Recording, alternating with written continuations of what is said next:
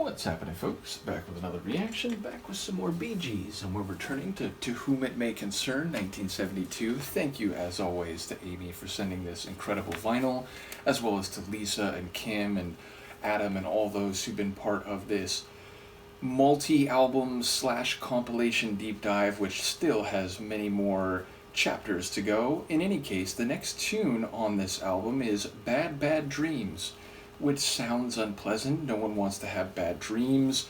They can be, I suppose, illuminating, if not necessarily ontologically, meaning in terms of what is out in the universe, certainly what is happening psycho-emotionally, or perhaps it can be more random. Nevertheless, I do wonder whether this is a bad dream in someone's waking life, meaning it is a series of events or circumstances that is very unpleasant to the narrator, and as if he or she is having a bad dream, and thus is not a experience or an experience that is taking place when they're actually sleeping. In any case, I'll pick up what I can on a first listen. This is Bee Gees. The track is Bad Bad Dream, or sorry, plural, Bad Bad Dreams. Is that right? Yeah, that's right. I apologize, my eyes are not what they used to be. But yes, this is Bee Gees from the To Whom It May Concern album 1972, and the song is Bad Bad Dreams.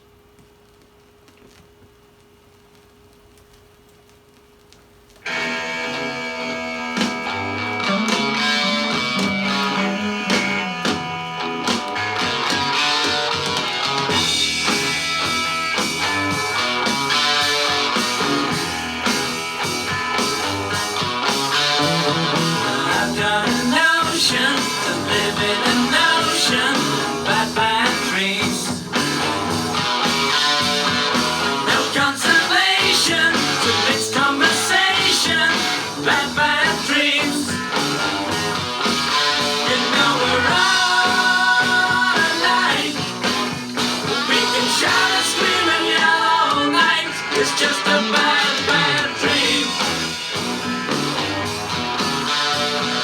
Feel like I'm crying, there's no use denying, it's all been done.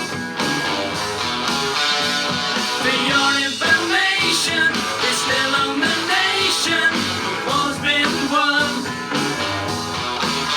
You know you're hard to lace, your only hang-up is you hesitate. It's just a bad, bad dream. Bad, bad, bad dreams. Bad, bad, bad dreams. Bad, bad, bad dreams.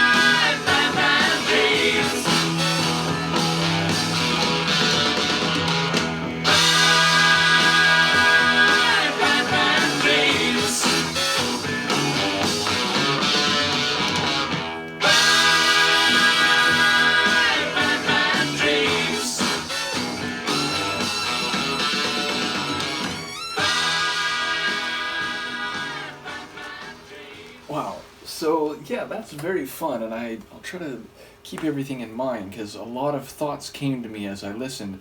In one respect, it feels like a more instrument-driven track than a lot of their tunes. Now, don't get me wrong. I've commented since the early days of my Bee Gees journey, which started with that greatest hits compilation, that their orchestration, their instrumentation, their arrangement of the different musical parts of the track, meaning outside of their voices, is so well crafted and often stunning. And we have heard instrumental tunes from them during that time, but oftentimes their vocals are the main thing the track is doing, and there were at least stretches of this tune where it wasn't that. Like, it definitely had a bit of a rock vibe, also maybe a bit of a funk or like soul feeling to it as well, especially in the brass.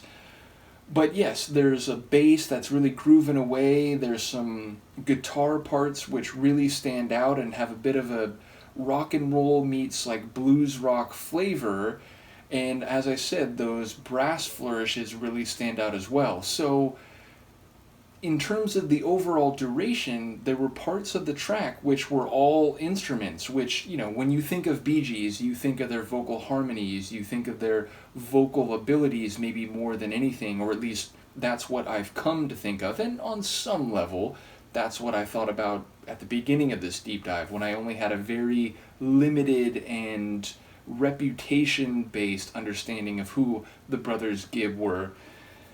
But this one, again, it has guitar and bass, and you know, there were some drum flourishes in there, and the brass as major components, including in some sections the entirety of what we're hearing. Now, that being said, those repeated, indeed cyclical, and maybe there's something to that conceptually, vocal explosions which then extend, you know, they sort of hold that note, those are a major part of the track too. So it's not that the vocals don't stand out here, it's not that they're not a major, if not central ingredient, but it just felt less vocal dominant compared to some of their other tunes. So yeah, as I said, I would place this maybe in the rock and roll, blues rock, maybe with a bit of soul, you know, Venn diagram of genres. And lyrically, I don't know what's happening, but that sequence of lines near the end that I caught, which was like, what was it? You're all crazy. It doesn't matter how you play the game. It's all just a bad, bad dream, or something to that effect. It sounds like maybe we're talking about life and the vicissitudes or the unpredictability, the challenges, the setbacks, the disappointments of life. Now, of course, it could be more narrow. It could be about the game of love, or it could be about the game of the music industry, or something that's more specifically targeted, though I think the lines are written generally enough that you could maybe apply them to a broad set of circumstances, which is great writing. Like, there's songs that speak to a particular issue, but the lines could be applied in other ways or more general ways, and it's the kind of song that speaks to the dialogue that I consider music, especially lyrical music, to represent, which is to say, an artist has a very specific notion when they write something, but that may, or that not may, but that will be filtered through the understandings, experiences, and feelings of the listener, and may activate or be associated with particular processes, events, experiences of the listener that have nothing to do with what the writer thought. So if you can write a song that is about something very specific, but can be felt by more or less anyone listening, and maybe in some cases very specifically in their own lives, then you've crafted the lyrics very well. So yes, maybe there's something very specific happening here, but I wonder if the bad, bad dreams are just the challenges and the setbacks and the disappointments and failings that are common to human life and human lives individually.